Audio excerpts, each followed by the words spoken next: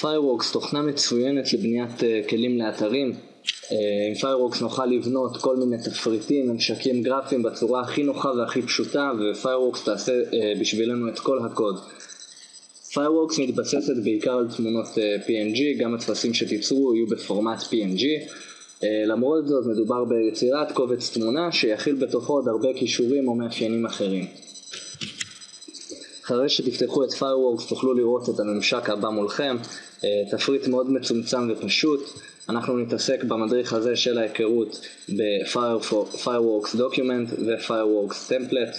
אם נלחץ על Document נוכל לפתוח טופס חדש, נוכל לקבוע עבורו את המימדים, אם זה בנר ואם זה בהתאם לגודל של אתר או אם זה דף שלם של אתר שאנחנו רוצים לקבוע. נוכל לקבוע עוד כמה מאפיינים שגם אליהם נגיע במדריך בהמשך ונלחץ OK. זה התפריט החדש שלנו, מאוד דומה להרבה תוכנות אחרות של אדובי שיצא או לא יצא לכם לעבוד איתם. מצד שמאל תפריט כלים, מצד ימין תפריט מידע, ומלמעלה כל מיני אפשרויות נוספות שלהכל נגיע בהמשך.